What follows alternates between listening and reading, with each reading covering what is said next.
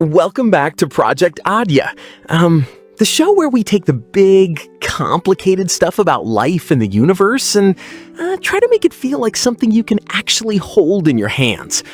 I'm Nova, and today we are starting with a question that I think most of us have experienced but never really talked about out loud. Have you ever been just about to call someone you maybe haven't spoken to in months, and before you even dial, your phone starts ringing and it's them? Have you ever had this sudden, heavy feeling out of nowhere? No reason, no warning, and then an hour later you find out someone you love was going through something terrible at that exact moment? We usually just call it a coincidence. We shake it off and move on. But what if it's not a coincidence? What if physics, actual hard science, has something to say about why this keeps happening? With me today is Saul, a researcher who works at the meeting point of quantum physics and metaphysics, which basically means he studies the deepest laws of the universe and asks what they might mean for how we actually live our lives. Saul, welcome to Project-Adya. Thank you, Nova. And I love that you opened with love and quantum physics in the same breath. Most people keep those two things in completely separate boxes. I've spent my whole career trying to open both boxes at the same time. Well, consider both boxes officially open. So let's start with the big idea at the center of today's conversation: quantum entanglement. Because I feel like most people have heard those words, but nobody has ever actually explained what it means in a way that sticks. So do that for us. Okay, so forget the science jargon for a second. Let me give you a picture that I think makes it click immediately. Imagine you have a pair of gloves, one left, one right. You put each glove into its own sealed box. You shuffle the boxes so you genuinely don't know which is which. You keep one box at home on your kitchen table, and you give the other to an astronaut who takes it all the way to the moon. Now, the moment you open your box and find the left glove, you instantly know that the box on the moon has the right glove. No phone call, no message, you just know immediately. Now, in our everyday world, that's just simple logic. Of course, if one is left, the other must be right. Nothing strange about that. But here's where quantum physics takes that same basic idea and makes it genuinely weird. In the world of tiny particles so small that atoms look gigantic by comparison, when two of them interact closely, they become connected in a way that has no everyday equivalent. Scientists call this being entangled. And what it means is that from that point on, whatever happens to one of them instantly affects the other, no matter how far apart they are.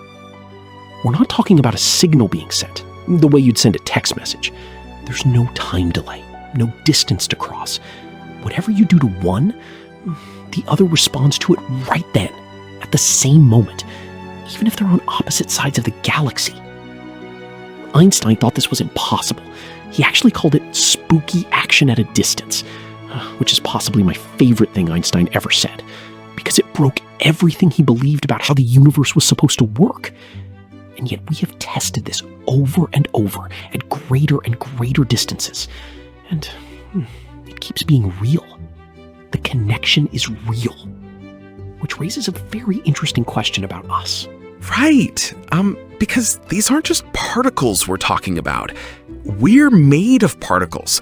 So when you look at those moments of human connection I described, the phone call, the unexplained feeling, what do you think is actually going on? So before we get to the really deep answer, I want to give the human body full credit first. Because even without bringing in anything exotic, what our bodies are already doing is pretty extraordinary. For a long time, scientists thought the brain worked like this. Something happens in the world, your senses pick it up, the signal travels to your brain figures out what to do. Very mechanical, very step by step. But What we've discovered is that the brain is actually working the other way around. It's not waiting to react. It's constantly running a prediction, building a picture of what is probably about to happen next based on everything it has ever learned. It's basically living a few seconds ahead of the present at all times, so you're not always a step behind. Scientists call this predictive coding, which just means the brain is always making its best guess about what's coming. Now take someone you've been close to for years, a best friend, a partner, a parent. Over all that time, your brain has been quietly storing thousands of tiny details about them. The exact way their voice sounds when they're upset but trying to hide it. The way they hold their shoulders when something's wrong. The specific look in their eyes when they're pretending to be fine. You didn't sit down and memorize these things. Your brain just did it automatically. And using all that information, it builds a kind of working copy of that person inside your mind. So when something feels off with them, even over a phone call, even before they've said a single word, part of your brain has already noticed the mismatch. That gut feeling isn't magic. It's your brain's model of them, flagging something that doesn't match what it expected. So the "I just knew something was wrong" feeling is actually the brain doing its job at a really high level. Exactly. And there's a second layer to this that I think is even more fascinating. We have these things in the brain called mirror neurons. And what they do is fire not just when you do something, but when you watch someone else do it. So when you see someone get hurt, you physically feel a little flinch in your own body. That's not just sympathy. That's your brain literally simulating their experience inside you. And studies have shown that when two people who are genuinely close spend time together, sleep in the same space, sit in deep conversation, their heart rates start to sync up. Their brain activity starts moving at the same rhythm. The chemistry people talk about between two people, that sense of being on the same wavelength, it's not just a nice thing to say. It is literally, measurably happening in the body. Your body is sending out signals constantly, and the people close to you are picking them up, whether anyone is trying or not. Okay, so all of that explains the connection we feel when someone is right in front of us. But here's the thing that I keep coming back to. What about the stories that happen across distance? The mom in London who wakes up at 3 a.m. just knowing her son in Tokyo is in danger. Your mirror neurons, your brain predictions, those need something to work with. They need the person to be nearby. So, how do you make sense of the ones that don't? This is honestly where it gets most interesting to me.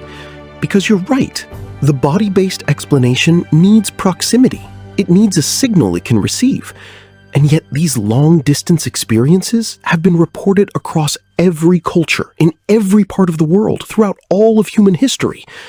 At some point, calling all of them coincidences starts to feel less like science and more like just deciding in advance that they can't be real. So let me try a different image. Picture a completely quiet room. In this room, there are 2 tuning forks, those metal things that ring when you hit them, placed at opposite ends of a long table. Both of them are built to produce the exact same musical note. You walk up and strike one of them. It starts ringing. And if you watch the other one, the one at the far end of the table that nobody touched, it starts to hum on its own. Not because someone hit it, but because it's built to the same frequency, and it picks up the invisible waves coming across the room and responds to them. This is just basic physics. It's called resonance. Now, here's the leap I want you to make with me. What if the human mind works something like that? Most of science treats the mind as something that lives entirely inside your head. Your thoughts, your feelings, your awareness, produced by your brain, contained within your skull, ending at your skin. But there's a growing conversation, and it involves quantum physicists, neuroscientists, and philosophers, around the idea that consciousness might not be quite so contained, that it might behave more like a field, something that radiates outward, the way heat radiates from a fire, or the way a phone signal travels out from a tower. You don't see it, but it's there, and it can reach things that aren't right next to it. When two people go through something real together, real pain, real joy, real trust, they start to sync to each other in a very deep way. Their inner rhythms begin to match.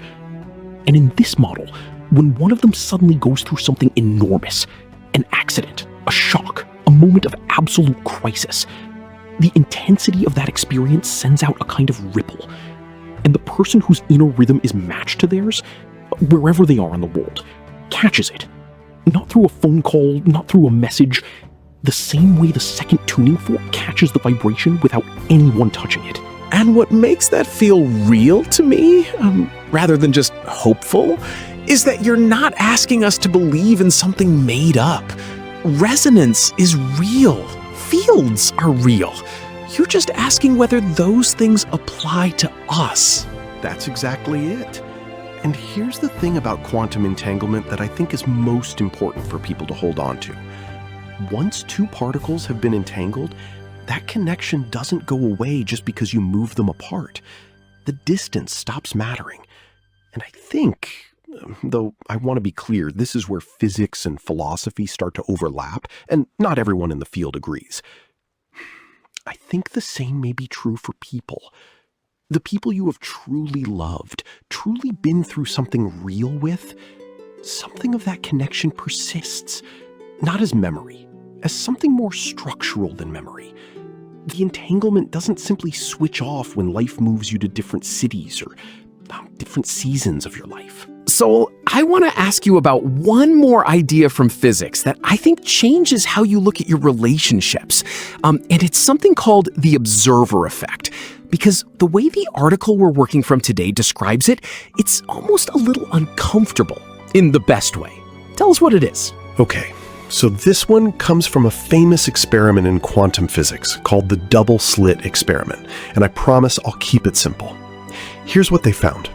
When you fire tiny particles at a barrier that has two narrow openings, those particles spread out and create a pattern on the wall behind, the kind of spreading, overlapping pattern you'd only get from waves, like ripples in water overlapping each other, beautiful and consistent. But then the researchers added something. They set up a detector, basically a camera, to watch which of the two openings each particle actually went through. And the moment they started watching, the pattern changed completely. The particles stopped spreading out like waves and started landing in straight lines, like tiny bullets. Just by being observed, the particles behaved differently. The act of watching changed what was actually happening. What this revealed is something that still makes physicists uncomfortable today. Before you observe a quantum particle, it exists in a kind of open state, a blur of different possibilities all at once. It could be here, it could be there, it could be doing several things simultaneously. But the moment you observe it, the moment something interacts with it, all those possibilities collapse down into one single reality. The observation doesn't just detect what's there, it participates in deciding what's there. Now bring that into the room with the people in your life. The people around you are not fixed, finished things. Every person you know has the potential to be patient or short-tempered, to be brave or to shrink back, to grow or to stay stuck. And the way you observe them, not just with your eyes, but with the stories you tell yourself about who they are, the expectations you carry, the way your face looks when you talk to them, that is doing something to them. When someone in your life looks at you like you are already a lost cause, you feel it. And over time, without even realizing it, you start collapsing in that direction. And when someone looks at you like they genuinely believe in something in you, that does something too.